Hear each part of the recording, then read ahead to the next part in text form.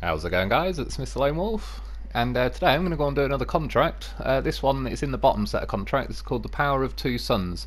There's a couple of different bits and bobs to do. I'm starting off from the Heartlands map, and the first thing I've got to do is go and grab two solar panels, and then take them to like a solar plant B or whatever it's called. Yeah, down here at the south of the map to the rail yard, and that's where you can get the solar panels, and then kind of cut up this road, which is a bit on the awkward side. Yeah, kind of north of the Institute Gateway. Instead of following that road around, that road's a bit of a pain. I went down it the other day, and not only that, but they've got hidden tree stumps all over the place. So I'm just going to freestyle across the kind of alongside the lake, and then yeah, the second part of the mission, I've got to travel to the Institute map. It wants me to go and visit the steel mill. Is this one? To be fair, the cargo kind of appears there and everything, but yeah, as I've said, they like making us randomly travel to the Institute map.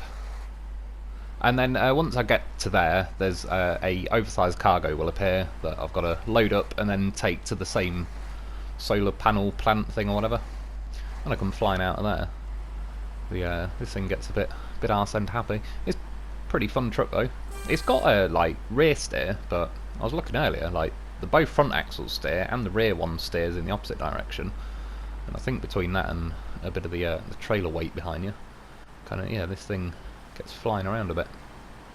By the way, as well, at the start of this mission, like before just doing the footage and all the rest of it, I went with the Azov Dolphin to the trailer store, got a ramped flatbed and just brought it back to the garage, because as I've said before, I like to kind of start off the missions with everything I need, but it's also a lot of these missions you need a trailer, and if I kind of incorporate that into the video, it's just every single video starts with set off from the garage, go to the trailer store. It's the same. I'm just going to drive back and forth down the same piece of road that, you know, there's probably in 20 different videos of me driving down that same route just to go and get a trailer again. So yeah, as I was heading south on the map and all the rest of it, instead of adding another 10 minutes of video that, like I say, has been done before, yeah, I just did it that way.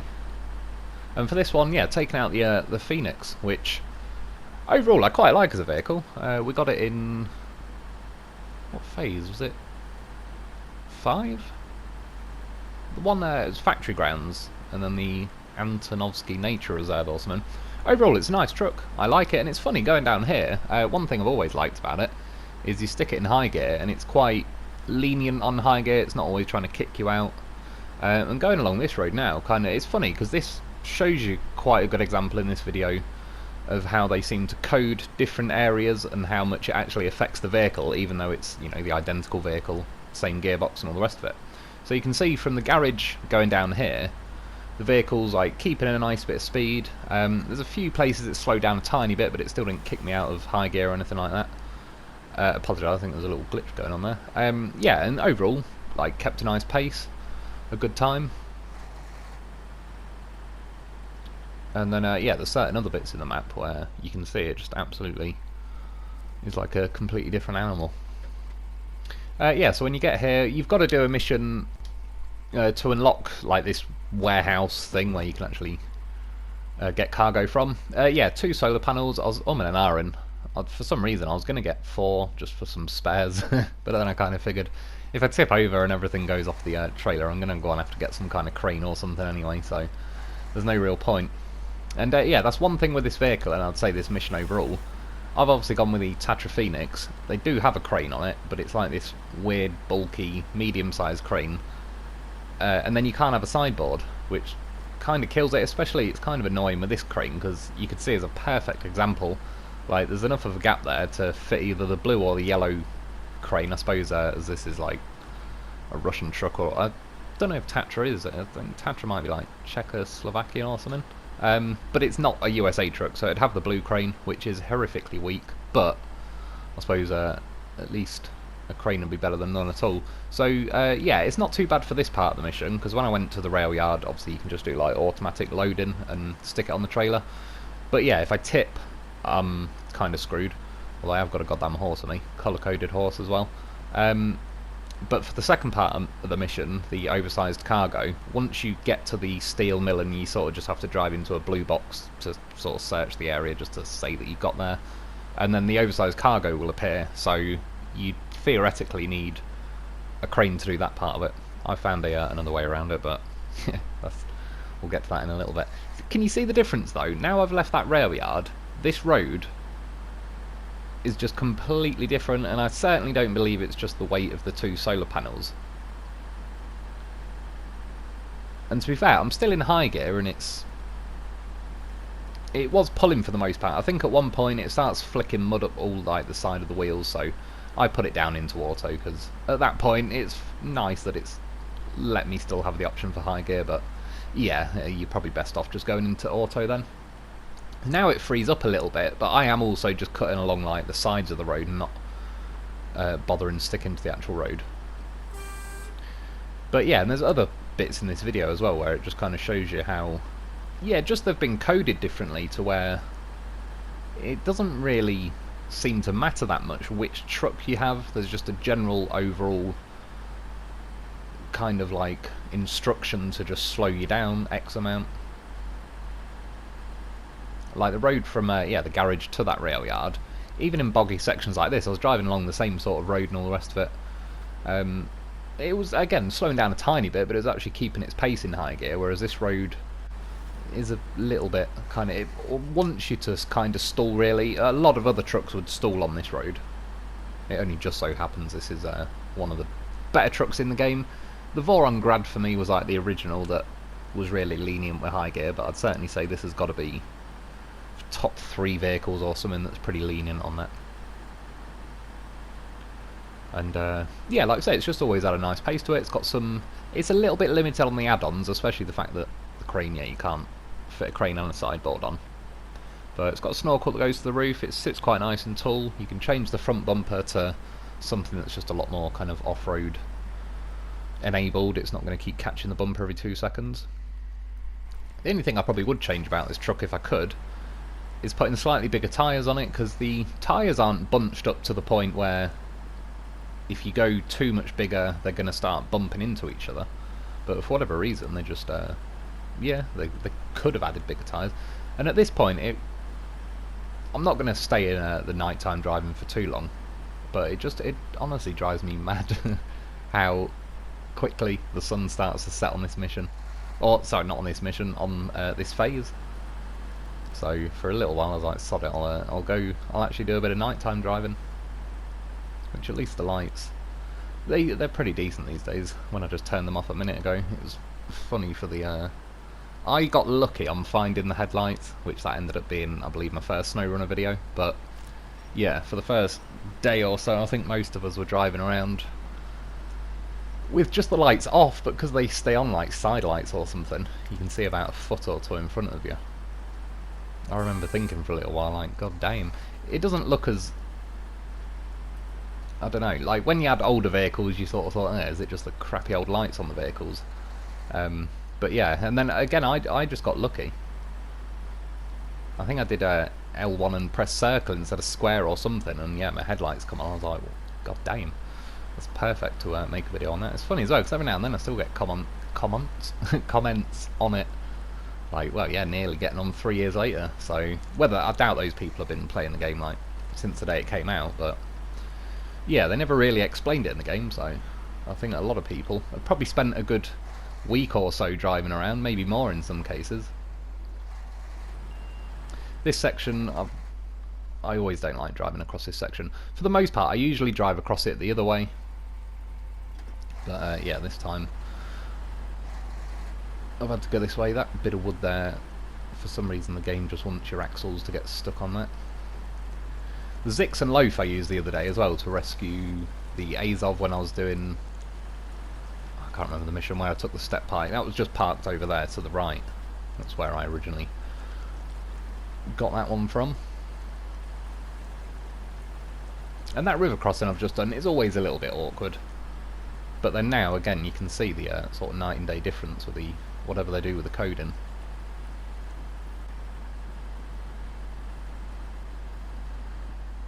And on this bit, just, yeah, it does make you lean quite a lot. I also seem to have got stuck at this point, fired a winch out, of course. I have to go and grab a stupid little tree that pops out of the ground 1 second later. I really, well, again, I think I know why they've done it, but overall I still don't think it's a good a good decision. It makes the game too faffy, because I think they've done it so that you can't fire a panic winch out and kind of get lucky and all the rest of it, but I don't know, that was part of the fun of the game, being ready to fire a panic winch out, flinging the camera around to aim for the right tree and all the rest of it. And yeah, it's a game. It'd be a bit like, I don't know, on Call of Duty or something, you just press a button to pick up a gun off the floor, but then if it just kept saying, no, oh, you picked a stone up next to it, and then you have to press a load of extra buttons just to pick a gun up, it just, yeah, it doesn't help with the smoothness of the game. It's going so slow at this point. I was hoping to get to the solar panel place before I saved the footage, but I couldn't risk it. I think I was alright for time in the end, but the worst thing you can do on this when you're making videos is forget to save the footage, and then you miss it in like the first 3 minutes. And then you have to load the game back up, restage it, do all that stuff. So it can be a gigantic pain in the ass. And then yeah, at this point as well I got stuck, which I remember probably a month or so ago. I was heading the other way on this river and I kind of got bogged down there. I think there might be a dead tree that's kind of lying across where you got to drive that seems to catch your axles a little bit. Thankfully there was another dead tree over to the left, so I did a winch from the winch point kind of near the front of the ramped flatbed, and that was enough. Oh yeah, and just what I remember as well, just to throw it out there, obviously this part of the mission, there's only like 2 slots of cargo needed. I have got a sideboard. I could have theoretically jumped the loaf out there, but one, I didn't really want to. It looks good with those colour matching. But the other thing is the next part of the mission where it's an oversized cargo, which is a 4 slot piece of cargo, so whether you take a sideboard or whatever, you're going to need something with 4 slots to, yeah, load that. That's what she said. I apologise, I keep getting tiny little glitches going on in the footage. And there's the Zix and Loaf from the mission I did the other day with the, yeah, dolphin and step pike. It kept catching its crane legs in the floor.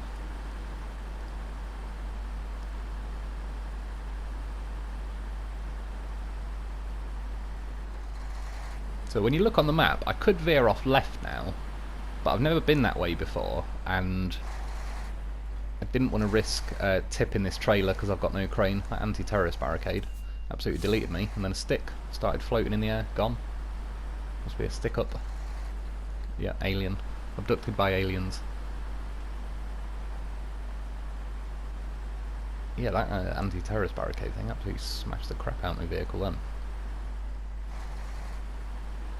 And then this section of the road is actually not that much of a punishment. And you can sort of see again with the coding, like I'm in high gear, it just doesn't bog down, it actually puts up a bit of a fight and carries on like fairly decent pace. If I was following the road carrying on now, that's where it now becomes a pain in the arse, and they put tree stumps along the side that pop up like little moles. I told you before, moles are arseholes. And yeah, the funny thing in this game is quite often when you just cut across like the countryside and all the rest of it, the devs haven't, not to say they haven't planned on it, but they haven't bothered coding all this to be like extra severe, so when you drive along, like, just make your own route up. Quite often, it's not to say always, but yeah, you kind of, it feels like a more fair, balanced go at it with your various trucks. Now though, I wanted to go and kill these trees. It wasn't actually the tree that kind of my bumper skidded up, it's this one next to me. It basically, somehow, without braking, has kind of tucked, I think, behind my front axle, but it's kind of wedged inside the wheel and all the rest of it as well. So a little bit of editing going on. I wasn't here for crazy long, but yeah, just to save a bit of footage of me just holding the winch down and nothing much happening. I was seriously tempted to turn around and ram them trees over. It'll be on the list. On the list for a later day. Another little bloody glitch going on. And then yeah, as you can see now, back to normal roads. And it's feeling it. But we've made it there. This is the solar panel plant place. Which, to be fair, we actually, not now because it's only the first stage, but it actually does get its own little animation in the end, even though it is only a solar panel thing. And then now, I apologise, I didn't leave that map on very long, but I'm now cutting, when I just said a minute ago I could swerved left and kind of cut across the countryside, this is the way I would have ended up coming out, but like I said, I didn't want to risk it because you'll see it's pretty tippy along here, and I didn't want the solar panels flying off. I'm surprised that caught its bumper there as well, because I've even put the kind of off-roady looking bumper that sits pretty nice and high. It kind of removes the whole lower front bumper of this truck. That's the kind of thing Bruce needs, really, just to remove that whole like big slab Bruce chin going on. Couple of close calls, also kind of skidding to the left, but we got out of there. The Tatra Phoenix, in its defence, is pretty good for not tipping. It's obviously tippable, but it puts up a pretty good fight compared to some of the other vehicles. Let's murder some trees, make a gap. And yeah, now I'm back on the road, like just behind me is where that anti-terrorist barricade completely smashed me to pieces. I think we won overall, but still. And then yeah, off to the Institute map, like I said, it just says visit the, I think yeah, steel mill in this case.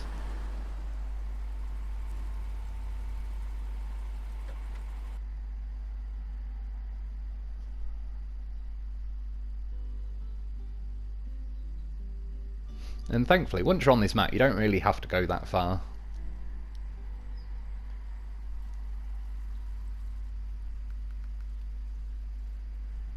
Just from this gateway, I'm going to cut across the countryside, smash through them trees. And then yeah, over to here, the steel mill. There's already some metal beams there. I did a mission the other week. There's somewhere else on this Institute map that you can get metal beams from. So I just, yeah, did that and sort of automatically loaded them. So I've got a few spares sat there for no particular reason. So I could follow the road if I really wanted.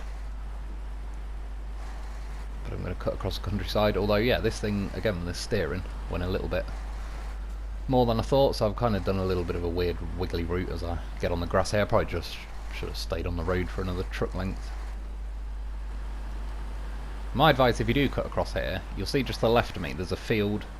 It looks pretty normal, but the actual mud mechanics on it are pretty brutal. So I mean, it's not the end of the world, you can cut across it, but it just makes you go really slow, hence why I decided to fly through here. I could kind of see a little bit of a gap to squeeze through. That's definitely what she said. Kill a tree or two. What I should have done now, though, is just swerved right a little bit more, because I only realised about now. I was like, oh crap, it's that muddy section where that pipe is laid in the middle of the road. And yeah, this truck wasn't a particular fan. I have also, normally I put the chain tyres on, but I have actually got the muds on for this one. One of the new sets of muds, which they look nice and all the rest of it. And in theory, like, so the stats say, so it's like excellent and excellent for mud and all that, but I don't know. Either way, thankfully, we can just about reach that telegraph pole on the other side, so we could winch out of there.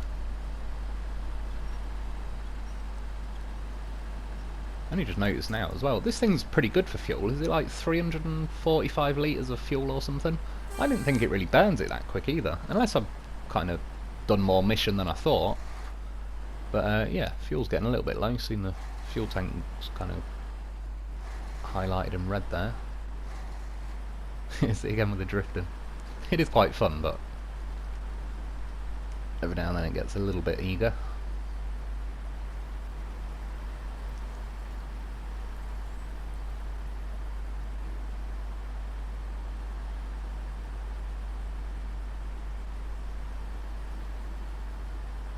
And then yeah, this is a steel mill, so once you get here, you'll see just behind that kind of tree that's in the yard, as soon as I touch this blue square, the oversized cargo appears.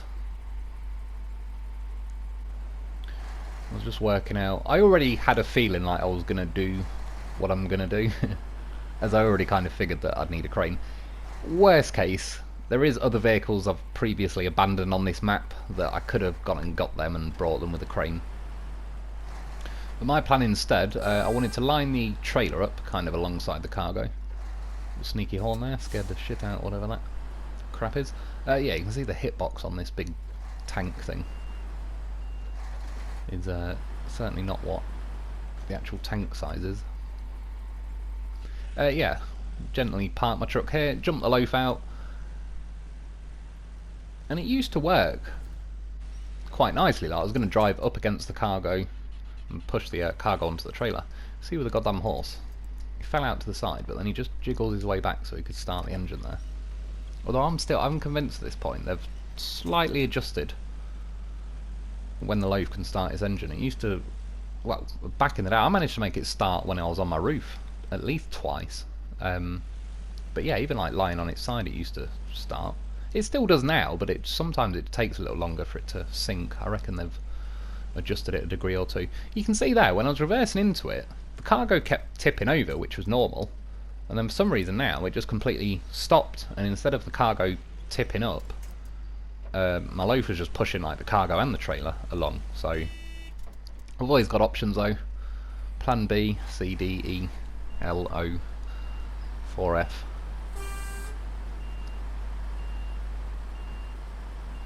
And yeah, I think what it might have been is the mud in this yard was like a little bit boggy. I think it was just kind of the cargo was like digging into the mud, and instead of rolling, it was just kind of staying really low and yeah, scraping along the mud. So again, very gently and professionally reverse this vehicle out of there. I kind of knew it was going to push the cargo around. I wasn't entirely sure where it was going to end up. I was pretty happy with the results.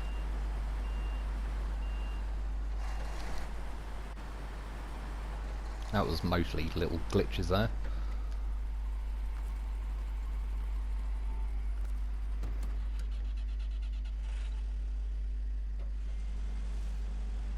So yeah, for the most part I was just trying to get out of the yard so I'm not sinking in the mud too much. Send in the goddamn horse. You see, not only does he push the cargo that way, but it's like he knows. It just starts going diagonally, which is exactly where I wanted it to go, because now I can squeeze through this gap instead of doing a lap around the whole vehicle.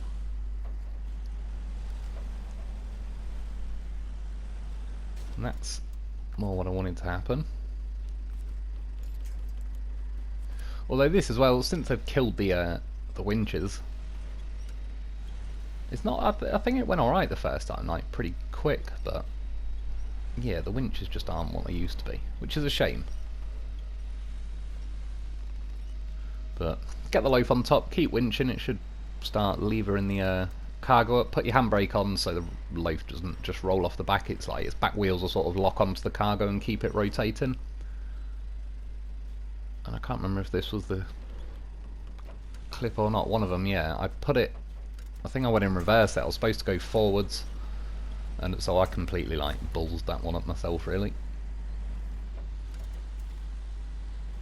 But you see how easy, like just the back end of the Lo4f resting down there started tipping the cargo. Earlier on it was having none of it. See, and then normally like the Lo4f falls like that, so its front wheels hook onto the cargo, but then you used to be able to floor it as well, and it'd sort of start walking the cargo round like while the Lo4f stays on top of it, which wasn't quite happening to the degree I needed it to. It fell off this way, Lo4f rolled back, but you see he's got good weight characteristics. He gets back to his wheels, and yeah, at that point there's a telegraph pole or lamp post or whatever on the other side that I can't winch to for some reason. The winch point highlights for a split second and then disappears, so I was like, sod it, I'll do it the old fashioned way. We'll drop the ramps on the trailer. I mean, to be fair, well, I was kind of messing around anyway, but to go and get a different vehicle with a crane, I'd have had to have drove it over here, and yeah, the cranes are pretty horrific these days as well. Most things are. I don't know why, like, yeah, the cranes, the winches, it's all going wrong. So, bit of encouragement. At least this trailer has got the ramps, so this is possible.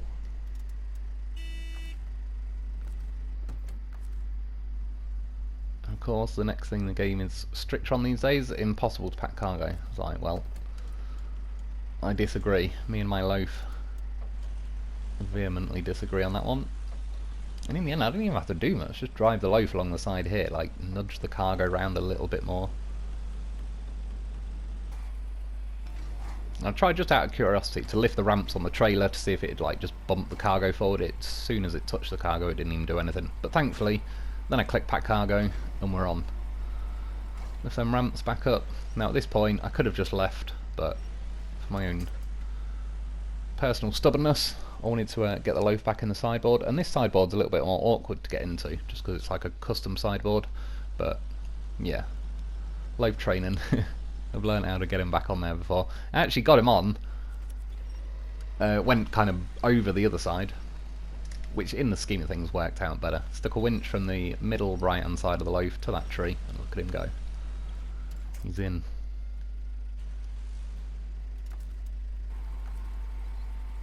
I just did a quick edit there, but yeah.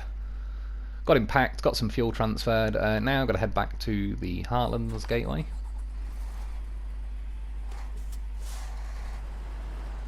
We're good to go. Do you know what, this is random. I was seeing a video earlier, and it was saying, was it George Washington? He died 15 years before they discovered like the first dinosaur skeleton. So he never even knew dinosaurs existed, which is pretty crazy. It was crazy because I was thinking it's just pretty mad that he didn't even know dinosaurs. Like, had no concept of a Tyrannosaurus Rex or anything. And also I was thinking, like, really? The first dinosaur bones were only discovered like that recently? Surely. I've seen someone that's come across them before that. But it's funny as well, because I was thinking, like, when you have a dream about something like that, which I have, used to have a reoccurring one, we must only know to have that dream because we've heard of a T-Rex, for example, and like seen it on Jurassic Park or something. Because I don't have dreams about random creatures that I've never seen before, not to that degree.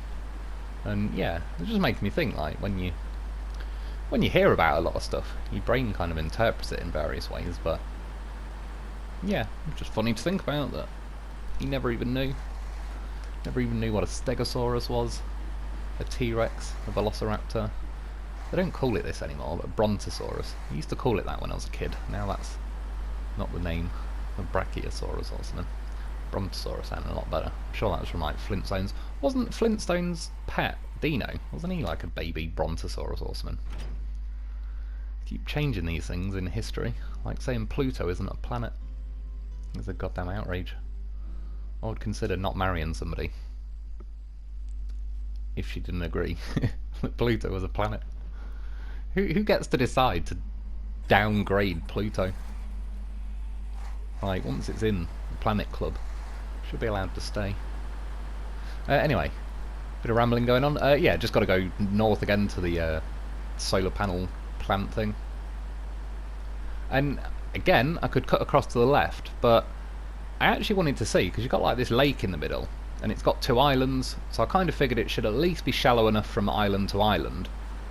And I wanted to just, for the hell of it, like see how well the Tatra Phoenix can get across there. And I suppose again, this kind of shows you a good comparison of like how different parts of the map are coded differently. So I've driven into this patch of mud and all the rest of it now, like basically completely stuck. Even maybe if I sit there flooring it for long enough, I'll be crawling ahead at like a centimetre an hour. But yeah, I'm not wasting my time with that. So I stuck a winch from the truck to that tree, kind of clawed my way out of there. But then now you'll see, because I'm off the road and it's somewhere that the devs haven't strictly planned for us to go, and therefore coded to hold us up. See how much it's like night and day going through that piece of water. This thing, it's still got power going, there's no rev caps going on. And to be fair, a lot of this lake looks shallow enough that I may not have even needed to hop between the islands. Like now, I probably could have just gone straight ahead, but as I'd already put one of these waypoints down, I don't know if it's like OCD or what, but I hate it when I miss one of these little waypoints. Obviously, other than the fact that it then doesn't highlight all your next ones. I mean, yeah, it goes a little bit deep there. That's what she said, of course. But you can see the vehicle just doesn't feel like it's struggling, though. I really would like it if more of the map in general was like that sort of level. Because, I mean, the Tatra Phoenix, it's certainly one of the stronger vehicles in the game. So I could bring a weaker vehicle, bring, like, some of the highway vehicles. They'd probably still struggle through areas like that. But yeah, when it comes down to, like, certain roads that have been coded, it doesn't really matter if you're in, like, a bit of an average vehicle or one of the best. They all kind of get lowered to the same slow crawl, which is like it's trying to do now with this piece of road. Held it in high gear, though, and we got there. Now at this point, I remember I missed the chance to do this last time because I forgot, but I know it's going to build solar panels in those two sections. So I've got the goddamn horse out, and this shows you another example, like how good the loaf is at climbing stuff. A lot of trucks wouldn't stand a chance of climbing those concrete barriers. Loaf just tiptoes his way over. Yeah, for no apparent reason, I wanted to park a loaf where I know it's going to do the animation in a minute and spawn the solar panels. Again, no, I don't know, for science, we needed to know. The loaf is nothing if not a goddamn professional scientist. So yeah, waited for the auto-save thing to happen, just in case it freaked the game out and completely broke it. But we spawned them, he gets a post through him, there was a tiny little glitch there but it didn't really miss anything. The solar panels appeared and tilt or whatever. Changed the loaf, yeah. He's trying to be a Tesla. Yeah. Threw me around a little bit. Broke my fuel tank, but we're out of there. It's a goddamn horse. Used all my spare fuel. Yeah, the mission, I think it was like 9,700 in the end, money, which is actually pretty decent. Overall, it was quite a nice, enjoyable mission. In theory, yeah, you could take someone a crane just to make the oversized cargo bit a little bit easier, but I already just knew I fancied the challenge of trying to get an oversized cargo on there with the old loaf. And then now at this point, again for no real reason, I wanted to jump the loaf back into the Tatra Phoenix, and its bumper just kept catching, so put it there with the handbrake on, floored it, let the handbrake off. He went to do like a little wheelie that lifted his bumper up enough so it could jump into the back of the trailer, and we're good to go, even though this truck and the loaf and the trailer and all the rest of it will probably sit here now unless it asks me to do some other mission. But yeah, still, principles. And anyway, that's about it for today though. I hope you enjoyed, I hope that helps. Thanks for watching, thanks to my Patreon members.